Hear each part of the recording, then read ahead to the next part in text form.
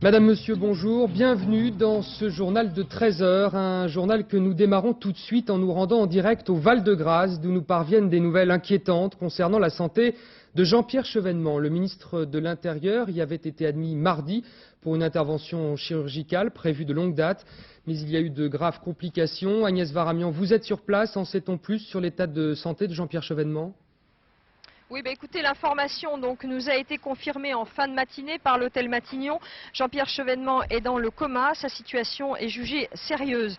Le ministre de l'Intérieur, donc vous l'avez dit, est rentré mardi matin pour une intervention prévue de longue date, disait son cabinet, une opération de la vésicule biliaire qui a priori ne posait absolument aucun souci. Jean-Pierre Chevènement avait d'ailleurs prévu de reprendre tout à fait normalement ses activités mardi prochain, après une courte période de repos, mais c'est hier soir, donc au moment de l'anesthésie que la complication est intervenue.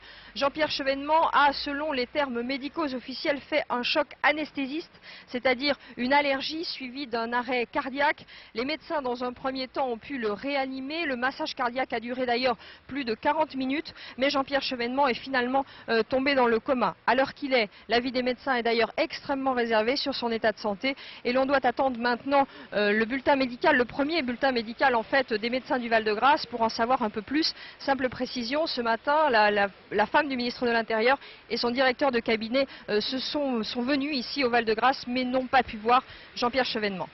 Merci Agnès. Et si